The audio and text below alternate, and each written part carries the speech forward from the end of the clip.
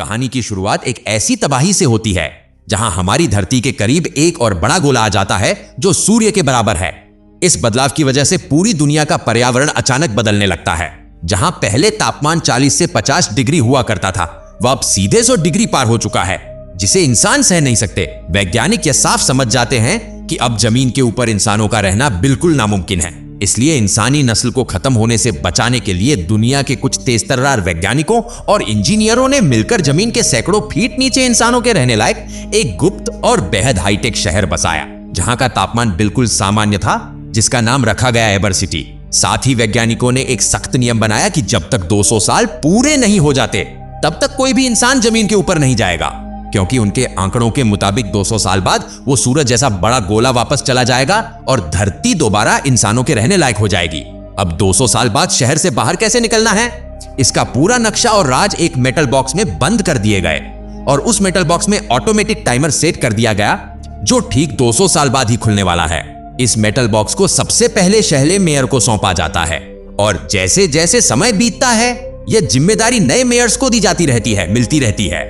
लेकिन कहानी में असली ट्विस्ट तो तब आता है जब यह मेटल बॉक्स 7वें मेयर के पास पहुंचता है, जिसकी अचानक हार्ट अटैक के कारण मौत हो जाती है, जो अपने साथ इस मेटल बॉक्स के राज को भी ले जाता है, जिससे आने वाले नए मेयर्स को इस बॉक्स के बारे में कुछ पता ही नहीं चलता। नतीजा यह हुआ कि सभी लोग इस बेहद जरूरी बॉक्स के राज को भूल गए, जो अब कोने में पड़ा धूल खा रहा है। लेकिन जैसे ही 200 साल का समय पूरा होता है, यह मेटल बॉक्स अपने आप खुल जाता है। लेकिन अफसोस, अब कोई था ही नहीं जो इसकी सच्चाई सबको बता सके, जिसकी मदद से यहाँ के लोग दोबारा धरती पर लौट सके। खैर, कई सालों बाद हम उसी एबर शहर के नजारे को देखते हैं जिसे इंसानी नस्ल को खत्म होने से बचाने के लिए बनाया गया था, जहाँ की जिंदगी अलग ही तरीके से चलती है। इस शहर के अपने कुछ कड़े कानून हैं जिन्हें सबको मानना ही मानना है। यहाँ सभी लोगों को मिलकर काम करना पड़ता है। यहाँ किसी के कोई नखरे काम नहीं आते। और पता है दोस्तों, सबसे बड़ा और अजीब नियम यहाँ का क्या है? यह कि यहाँ सबको क्या काम मिलेगा, यह किसी की पढ़ाई या पसंद से नहीं बल्कि एक लॉटरी सिस्टम के जरिए तय होता है। इस शहर के पास कोई खास आधुनिक तकनीक भी नहीं है और ना ही कोई बिजली का सीधा कनेक्शन, चाहे वो काम हो या खाना। यहाँ के लोगों के जीवन में सब कुछ एक तय तरीके से चलता है। बिजली हो, खाना हो, पानी हो, सब कुछ यहाँ सीमित है। यहाँ शहर को रोशन करने के लिए बड़े बड़े जनरेटरों का इस्तेमाल होता है। इस शहर को 200 साल तक रहने के लिए ही बनाया गया था, लेकिन अब 200 साल से ज्यादा हो जाने की वजह से इस शहर की हर चीज जर्जर बन चुकी है और जनरेटर भी धीरे धीरे दम तोड़ रहे हैं, जिससे पूरे शहर में लगातार पावर कट की समस्या शुरू हो चुकी है।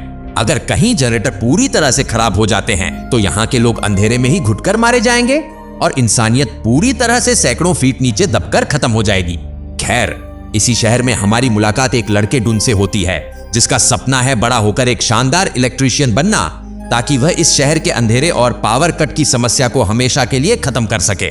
डून के पिता लॉरिस खुद एक इलेक्ट्रीशियन हैं, जो लगातार शहर के समस्याओं पर काम करते रहते हैं। इसलिए डून भी ठीक अपने पिता की तरह इलेक्ट्रीशियन बनने का सपना देखता है। वहीं कहानी में हम एक लड़की लीना से मिलते हैं, जिसे शहर में घूम घूम कर खबरें पहुंचाना बहुत पसंद है, जिसका सपना एक मैसेंजर बनने का है। लेकिन जैसा कि हमें पता है, यहाँ किसी को भी उनकी पसंद से काम नहीं मिलता। उन्हें पूरी तरह लॉटरी सिस्टम पर निर्भर रहना होता है। वो दिन भी आ जाता है जब लॉटरी के जरिए सबका काम तय होना था। सिटी के नए मेयर कोल सभी बच्चों को इकट्ठा करते हैं और उन्हें लॉटरी बैग से एक एक पर्ची निकालने को कहते हैं। अभी तक सबको अपने पसंद का काम मिल रहा था, लेकिन जैसे ही लीना की बारी आती है और वह उस लॉटरी बैग से अपनी पर्ची निकालती है तो देखती है कि उसे मैसेंजर की जगह पाइप वर्कर का काम मिल चुका है। बेचारी पूरी हताश हो चुकी थी और अब पीछे खड़े ढूंढ की बारी आ चुकी थी और उसकी भी किस्मत खराब निकलती है। उसे भी पाइप वर्कर की जगह मैसेंजर का काम मिल जाता है और उसका भी बचपन का सपना धरा का धरा रह जाता है। लेकिन डून यहाँ अपना दिमाग लगाता है और सीधे लीना के पास जाता है। डून ये नहीं जानता था कि लीना को मैसेंजर का काम कितना पसंद है। वो बस लीना से एक दूसरे का काम हेरफेर करने को कहता है। डून कहता है कि वो मरना पसंद करेगा, लेकिन मैसेंजर बनना बिल्कुल भी नहीं। इसलिए क्या तुम अपना पाइप वर्कर का काम मुझे देकर मेरे मैसेंजर का काम रख लोगी? इतना सुनते ही लीना खिलखिला उठती है और तुरंत डून को अपनी पर्ची देकर उससे मैसेंजर वाला पर्ची ले लेती है। लीना यहाँ डून का शुक्रिया अदा करती हुई सीधा अपने घर आ जाती है, जहाँ वो अपनी दादी ग्रेनी को यह खुशखबरी सुनाती है। यहाँ लीना के माता पिता की मौत पहले ही हो चुकी होती है, इसलिए उसकी दादी उसके लिए दुनिया की एकमात्र अम्मा बनी हुई है। देखभाल उसकी दादी ही करती हैं। लेकिन बढ़ती उम्र के साथ लीना की दादी का याददाश्त और शरीर कमजोर हो चुका है। लीना की एक छोटी शरारती बहन भी है जिसका नाम है पपी। रात में लीना पपी को सुलाने के लिए अपने पिता की एक पुरानी रिकॉर्डिंग टेप चलाती है। उस टेप में लीना के पिता लीना को भी एक बात याद दिलाते हुए कहते हैं कि बेटा मेरी यह बातें हमेशा याद रखना। इस दुनिया के बाहर भी एक खूबसूरत दुनिया है जहां हमें एक दिन लौटना है। उसके पिता ने उस मेटल बॉक्स का जिक्र भी किया जिसमें बाहर जाने का रास्ता छुपा है, लेकिन लीना को यह सब बचकानी बातें लगती हैं और वो मेटल बॉक्स पता है इस वक्त कहां है? लीना के घर में, जिसे वह बस एक कचरा समझती है। खैर अगली सुबह लीना तुरंत मेयर ऑफ मैसेंजर फ्लेरी के पास पहुंचती है। फ्लेरी ही सभी मैसेंजर्स का बॉस है जो नियमों का बहुत पक्का है। फ्लेरी लीना को मैसेंजर्स की पहचान यानी एक लाल रंग की जैकेट थमाता है। जैकेट पहनाते ही लीना बिना नियम सुने खबरें पहुंचाने के लिए दौड़ पड़ती है, लेकिन फ्लेरी उसे नियम समझाने के लिए रोक लेता है। लेकिन भाई लीना को एक मैसेंजर के सारे कड़े नियम सब अच्छे से याद है। जैसे एक मैसेंजर का काम सिर्फ खबरें पहुंचाना है, उसे पढ़ना नहीं और हर एक खबर पर लोगों से 20 कॉइन लेना है। फ्लेरी समझ जाता है कि लीना इतना अच्छा मैसेंजर है, एक होनहार लड़की है। लीना बिना वक्त गवाए और पूरे जोश के साथ एबर शहर की गलियों में खबरें पहुंचाने दौड़ पड़ती है। वह सबसे पहले अपनी पहली खबर पहुंचाने के लिए एक महिला क्लेरी के पास पहुंचती है, लेकिन तभी वहां कुछ अजीब होता है। वहां एक पागल आदमी हंगामा कर रहा होता है और सबके सामने चिल्लाता हुआ कह रहा होता है कि शहर के उस अंधेरे इलाके में जहां सबका जाना मना है, वहां उसने एक बहुत ही भयानक और बड़ा मॉन्स्टर देखा है। लेकिन कोई भी उसकी बात पर ध्यान नहीं देता और शहर के गार्ड्स आकर उसे वहां से उठाकर ले जाते हैं। लेकिन लीना की नजर वहां जमीन पर पड़ी एक चीज पर जाती है। वो उस मॉन्स्टर का एक सींग होता है जिसे देखकर लीना के होश उड़ जाते हैं और उसे समझ आ जाता है कि वह पागल आदमी बिल्कुल सच बोल रहा था। इधर डुन अपने काम पर पहुंचता है जहां उसका सीनियर मार्टिन उसे मिलता है जो बहुत सख्त और गुस्सैल इंसान है। डुन वहां जाकर देखता है कि शहर की हालत कितनी ज्यादा खराब हो चुकी है। पाइपलाइनें पूरी तरह सड़ चुकी हैं और उन्हें ठीक करने के लिए जरूरी टूल शहर में उपलब्ध ही नहीं है।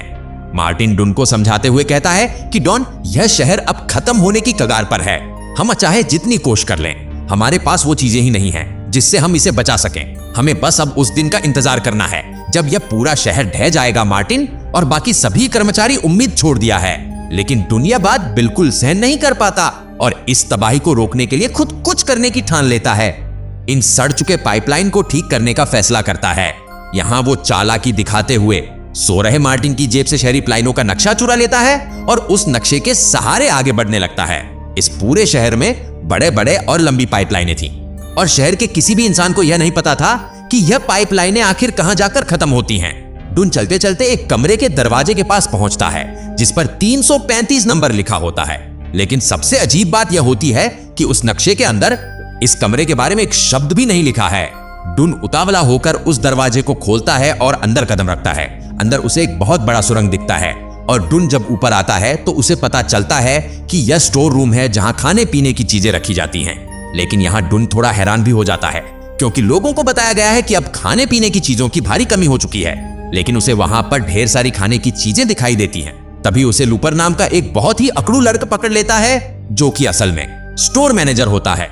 लूपर डुन को फटकार लगाता है कि वह स्टोर रूम में बिना इजाजत कैसे आ गया और वह उसे धक्के मारकर वहां से बाहर निकाल देता है।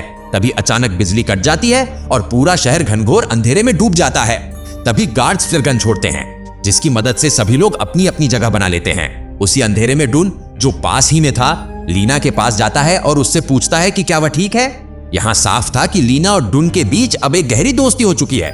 लीना कहती है हाँ मैं ठीक हूँ, जिसके बाद वह डुन को उस मॉन्स्टर के बारे में बताती है। तभी बिजली भी आ जाती है। लीना डुन को सब कुछ बताते हुए उसे मॉन्स्टर के सींग दे देती है और उसे इसके बारे में पता लगाने को कहती है।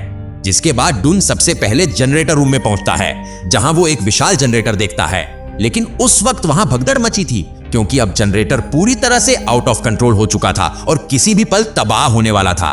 इधर लीना अपने घर आ जाती है जहां उसकी दादी उसे कुछ बताने की कोशिश करती हैं, लेकिन वह ठीक से बोल नहीं पाती है। तभी लीना को थोड़ा अंदाजा होता है कि उसकी दादी क्या कहने की कोशिश कर रही हैं। लीना तुरंत घर में रखे उस मेटल बॉक्स को लेने जाती है जहां वह देखती है कि पपी उस बॉक्स में रखे कागज को चबा रही है। लीना पपी से अपनी दादी के पास ले आती है। दादी तुरंत बोल पड़ती हैं, हाँ यह बक्सा बहुत स्पेशल है। लेकिन दादी लीना को आगे कुछ बता पाती कि याददाश्त कमजोर हो जाने की वजह से वह सब कुछ भूल जाती है। थोड़ी देर बाद लीना के पास एक मैसेज पहुंचाने का काम आता है जो अकड़ू लूपर का था, जो लीना से कहता है कि उसे मेयर के पास जाकर चुपके से मेरा एक सीक्रेट मैसेज पहुंचाना है। जिसके बाद लीना वो मैसेज लेकर मेयर के दफ्तर पहुंच जाती है। वहां लीना पुराने सभी मेयरों की तस्वीरें देखती है जो कभी इस शहर के लीडर रह चुके थे। और यहाँ हमें एक बात पता चलती है कि इस शहर के 7वें मेयर कोई और नहीं बल्कि लीना के दादाजी थे, जिनकी हार्ट अटैक से मौत हुई थी। लीना अपने दादाजी के हाथ में उस मेटल बॉक्स को भी देखती है और अब वो उस मेटल बॉक्स को लेकर सीरियस हो चुकी है। खैर, लीना मैसेज देने के लिए मेयर के पास जाती है और उनके कानों में कहती है। मैसेज देने के बाद लीना मेयर से उस मेटल बॉक्स के बारे में जानने की कोशिश करती है, लेकिन मेयर को घंटा कुछ पता था, इसलिए वह लीना को चुपचाप अपने काम पर ध्यान देने को कहते हैं। इस तरफ डुन लीना के दिए उस मॉन्स्टर सीन को अपने पिता को दिखाता है और उस जानवर के बारे में जानने की कोशिश करता है जो धरती के कई सौ फीट नीचे रहता है। यहाँ उन्हें एक कीड़े के बारे में पता चलता है, लेकिन कोई कीड़ा इतना बड़ा कैसे हो सकता है? डोन के पिता के पास भी इसका कोई जवाब नहीं था, बल्कि उसके पिता उल्टा उसे इन सब बेकार चीजों में फंसे रहने से रोक देते हैं। वहीं दूसरी तरफ लीना उस मेटल बॉक्स के राज को सुलझाने की कोशिश करती है। वह समझ चुकी है कि यह कोई मामूली बॉक्स तो नहीं है, लेकिन कागजात के कई टुकड़े हो जाने की वजह से उसे कुछ समझ नहीं आ रहा था। उसे उस बॉक्स में एक ग्लास केस भी मिलता है जो पता नहीं किस काम का है। लीना चुप तो नहीं बैठने वाली थी, वह तुरंत यह बात डुन को बताती है। दोनों मिलकर उन कागज के टुकड़ों को आपस में जोड़ते हैं और आखिरकार थोड़ी मेहनत के बाद उन्हें समझ आ जाता है कि इसमें एबर शहर से बाहर निकलने की पूरी जानकारी दी गई है, जिसमें उस 385 नंबर के कमरे का भी जिक्र था। लीना और डुन बिना वक्त गवाए सीधे उस 385 नंबर के कमरे के पास पहुंचते हैं। तभी वहां उन्हें 2 आदमी घबराई हालत में भागते हुए दिखाई देते हैं, जिनके पीछे एक मॉन्स्टर पड़ा था। लीना और डुन इसका पता लगाने जब वहां जाते हैं तो उन्हें वहां ढेर सारे बिस्किट के पैकेट मिलते हैं जो बहुत महंगे और अच्छी क्वालिटी वाले थे, जो सालों पहले ही इस शहर में मिलना बंद हो चुके थे। दोनों के मन में सवाल उठता है कि जब शहर में ऐसी महंगी और अच्छी चीजें मिलती ही नहीं है तो यहाँ यह सब आया कैसे? तभी अचानक उसका वो भयानक मॉन्स्टर उन्हें देख लेता है और उनके पीछे पड़ जाता है। डुन लीना को ऊपर के कमरे में भागने को कहता है और खुद उस मॉन्स्टर का ध्यान भटकाता है, लेकिन वो मॉन्स्टर लीना के पीछे ही था। लेकिन वक्त पर डुन वहां आ जाता है और लीना को बचा लेता है। इसके बाद दोनों अपनी जान बचाकर वहां से भाग आते हैं। उन्हें समझ नहीं आ रहा था इतना विशाल जानवर यहाँ कैसे आ गया। तभी लीना की नजर डुन के हेलमेट पर पड़ती है, जिस पर उसके पिता का नाम लिखा होता है। लीना इसके बारे में पता करने के लिए वह अपनी दादी के पास जाती है, लेकिन यहाँ लीना को पता चलता है कि अब उसकी दादी इस दुनिया में नहीं रही, वो अब उन्हें छोड़कर जा चुकी हैं। दादी के जाने के बाद क्लेरी ही थी जो उसे सब कुछ बता सकती थी, जो उसके माता पिता की दोस्त थी। लीना क्लेरी को वह हेलमेट दिखाती है और उसके बारे में पूछती है। यहाँ क्लेरी उसे एक बड़ा राज बताती है जो उसने आज तक लीना से छुपाया था। वो कहती है कि तुम्हारे पिता भी एक इलेक्ट्रिशियन थे, जिनका सबसे बड़ा सपना इस शहर के सभी लोगों को बाहर निकालने का था, जिनका मानना था कि इस शहर के बाहर भी एक दुनिया है और तुम्हारे पिता उसी नई जगह की तलाश में थे और वहीं ढूंढते ढूंढते वह पानी में डूबकर मर गए थे। यह सच जानकर लीना बहुत उदास हो जाती है और जब वह अपने घर की तरफ लौट रही होती है तो रास्ते में उसे लूपर दिखाई देता है। लूपर को देखकर लीना को तुरंत अंदाजा हो जाता है कि सुरंग के अंदर लूपर ही बिस्किट के पैकेट छोड़कर भागा था। लीना के मन में अब हजारों सवाल और शक पैदा हो जाते हैं, इसीलिए वह तुरंत डुन को अपने साथ लेकर उसी जगह पर पहुंचती है। इस बार दोनों सुरंग के अंदर गहराई में जाकर देखते हैं कि शहर के मेयर को लूपर की मदद से शहर का सारा अनाज और खाने पीने का सामान छुपाकर अपने पास रखे हैं, जो आम जनता को अंधेरे में रखकर उन्हें धोखा दे रहे थे। दोनों चुपचाप वहां से लौट आते हैं, जिसके बाद लीना डुन को अपने घर ले आती है, जहां वो डुन को अपने पिता की रिकॉर्डिंग टेप सुनाती है। और जब डुन उस रिकॉर्डिंग टेप को सुनता है तो उसे उस टेप में अपने पिता की आवाज सुनाई देती है। उसे समझ आ जाता है कि लीना के पिता के साथ साथ उसके पिता भी इस मिशन में शामिल थे। डुन तुरंत अपने पिता के पास जाता है और उनसे कहता है, मैं जानता हूं कि आप लीना के पिता के साथ इस मिशन में थे और आप भी यहां से बाहर निकलना चाहते थे और अभी भी वक्त है, हमें मिलकर उस तलाश को पूरा करना चाहिए। लेकिन डुन के पिता बिल्कुल नहीं चाहते कि वह इस खतरनाक रास्ते पर दोबारा कदम रखें, क्योंकि उन्हें लगता है कि इस बार कुछ भी नहीं बचेगा। डर लगता है कि इस मिशन में वो भी लीना के पिता की तरह मारे जाएंगे। लीना चाहती थी कि मेयर की गद्दारी पूरे शहर के सामने उजागर हो जाए, इसलिए वो मेयर के सबसे खास गार्ड को सब कुछ बता देती है, यह सोचकर कि वो उसकी मदद करेगा। लेकिन वो गार्ड मेयर के साथ मिला हुआ था और उल्टा उसने लीना को पकड़कर मेयर के पास ले दिया। मेयर उस वक्त मजे से सूप पी रहे थे। तभी लीना देखती है कि मेयर के पास एक खास बैज है जिस पर ठीक वैसा ही निशान बना है जैसा उसने मेटल बॉक्स में मौजूद ग्लास केस में देखा था। तभी अचानक शहर में बिजली गुजर जाती है और चारों तरफ अंधेरा छा जाता है। इसी अवसर का फायदा उठाते हुए लीना मेयर के गले से बैज खींच लेती है और वहां से भाग जाती है, जिसके बाद सारे गार्ड्स उसके पीछे पड़ जाते हैं। साथ ही गार्ड्स डुन को भी पकड़ने उसके घर जाते हैं, जहां लीना मदद कर रहा है, लेकिन उन्हें वहां डुन नहीं दिखाई देता। साथ ही मेयर ने शहर में लीना और डुन को अपराधी घोषित कर दिया था। उसके बाद कोई भी जो दोनों को पकड़ कर लाएगा उसे बड़ा इनाम दिया जाएगा।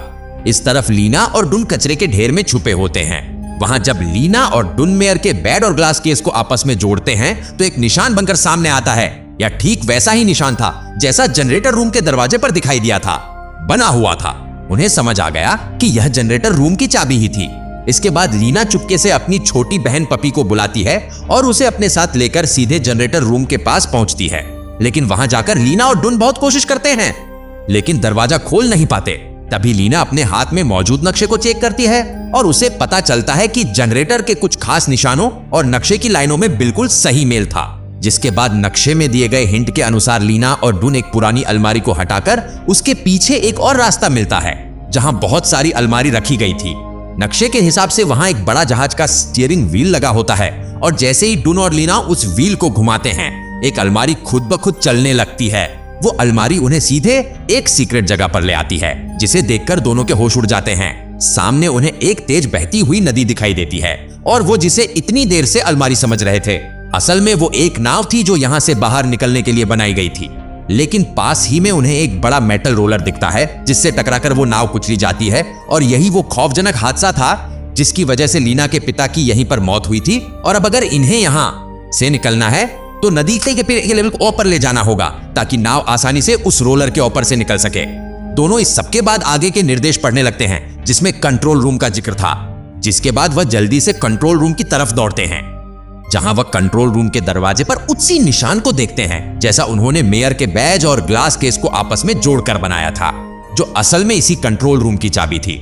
जिसके बाद उसी चाबी की मदद से वह कंट्रोल रूम के अंदर आ जाते हैं जहां वो देखते हैं कि शहर का बाकी सारा मैकेनिकल सिस्टम यहीं से कंट्रोल होता है। लेकिन उन्हें आगे क्या करना था यह समझ नहीं आ रहा था। तभी डुन लीना से वह चाबी लेकर जैसे ही एक जगह पर रखता है अचानक वहां की लाइटें जगमगा उठती है। लीना तुरंत आगे के निर्देश को पढ़ती है और डुन को उस रोलर के थ्रस्ट को फुल करने को कहती है। जिसके बाद वो रोलर तेजी से घूमने लगता है।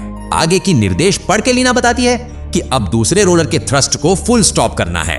लेकिन जैसे ही वह दूसरा रोलर रुकता है अचानक पहला रोलर भी रुक जाता है और उसमें गड़बड़ी हो जाती है। इमरजेंसी सायरन की आवाज से डुन के सीनियर तुरंत कंट्रोल रूम की तरफ दौड़ पड़ते हैं क्योंकि अगर वो रुका तो दोबारा उसे स्टार्ट करना नामुमकिन है। पूरे शहर की बिजली हमेशा के लिए रुक जाएगी। डुन भी तुरंत अपने सीनियर के पास भागता है और उनकी मदद करता है। किस्मत से पहला रोलर घूमना शुरू हो जाता है। जिसके बाद डुन अपने सीनियर से कहता है कि उसने एबर सिटी से बाहर निकलने का रास्ता ढूंढ लिया है। लेकिन उसके सीनियर को उसकी बातों पर यकीन नहीं होता क्योंकि सातवें के मौत के बाद यहाँ के लोग पूरी तरह भूल चुके थे कि इस शहर के बाहर भी एक खूबसूरत दुनिया है। वही शहर के अंदर सभी लोग जब अपना एक फेस्टिवल मना रहे होते हैं तभी वह फव्वारा जो कई सालों से सूखा था अचानक उसमें पानी आ जाता है। मेयर डर जाते हैं कि अब इस शहर का अंत होने वाला है और वह तुरंत अपने सीक्रेट रूम की तरफ भागते हैं। रास्ते में उन्हें लूपर मिलता है जो मेयर के साथ चलने को कहता है, लेकिन गद्दार मेयर उसे कूट देते हैं और खुद सारा खाना हड़प लेते हैं। तभी अचानक हाँ जैसी करनी वैसी भरनी, वो मॉन्स्टर उसी रूम में था जो मेयर को चबा जाता है। इस तरफ डुन के सीनियर उससे कहते हैं, जा बच्चे तुझे जहां जाना है जा, मेरी चिंता छोड़, मैं वैसे भी ज्यादा दिन जिंदा नहीं रहने वाला। जिसके बाद डुन लीना और पपी के साथ नाव पर निकल पड़ता है और आखिरकार वो उस रोलर को पार कर तेजी से पानी के बहाव के साथ आगे बढ़ने लगते हैं। कुछ देर बाद उनकी नाव किनारे पर रुक जाती है। वहां डुन को एक बॉक्स मिलता है। उस बॉक्स में आगे के निर्देश लिखे थे। जिसके बाद वो सामने वाली सीढ़ियों को चढ़कर ऊपर आते हैं और पाते हैं सिर्फ अंधेरा और बेजान लगती है वह जगह। यह सब देखकर उन्हें लगता है कि शायद उन्होंने गलत जगह तलाश ली है और उनकी सारी मेहनत बेकार हो गई है। तभी डुन को एक छोटा सा होल दिखता है जिससे वह बाहर आ जाते हैं। उन्हें पता भी नहीं था कि वह धरती पर लौट आए हैं, लेकिन अंधेरे की वजह से उन्हें लगने लगा था कि यह सब बस एक मनगढ़ंत कहानी ही थी जिसके पीछे उन्होंने इतनी मेहनत की और वह वहीं थक कर सो जाते हैं। लेकिन अगली सुबह जब सूरज की किरणें डुन के ऊपर पड़ती हैं तो डुन हैरान रह जाता है। वो तुरंत लीना को उठाता है। ढूंढ लीना और पपी ने अपनी पूरी जिंदगी में आज पहली बार सूरज, नीला आसमान, हरियाली और खूबसूरती से भरी दुनिया देखी है और पृथ्वी पर से वो दूसरा सूरज जैसा गोला भी जा चुका था और अब पृथ्वी खुद को पूरी तरह से ठीक कर चुकी है। उन्हें समझ आ चुका है कि आखिरकार उनकी मेहनत रंग लाई और वो अपने असली घर पर लौट आए। तभी वहां उन्हें एक खूबसूरत चिड़िया दिखाई देती है और जब वो उसके पीछे पीछे आते हैं तो उन्हें एक बेहद गहरा और बड़ा गड्ढा दिखाई देता है। उस गड्ढे के अंदर से उन्हें अपना पुराना अंडरग्राउंड शहर एबर साफ साफ दिखाई दे रहा था। तभी लीना के दिमाग में एक आइडिया आता है।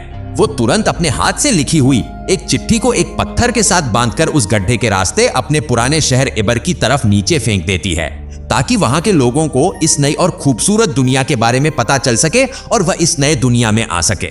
और किस्मत देखो, वो चिट्ठी सबसे पहले डून के पिता को मिलती है, जिसे पढ़ते ही उन्हें समझ आ जाता है कि डून और लीना जिंदा है और इस वक्त नई पृथ्वी पर पहुंच चुके हैं। इस खुशखबरी के साथ ही यह साफ हो जाता है कि अब अंडरग्राउंड शहर के सभी लोग 200 साल के अंधेरे के बाद बाहर इस खूबसूरत दुनिया में लौटने वाले हैं। और इसी के साथ यह शानदार कहानी यहीं खत्म हो जाती है।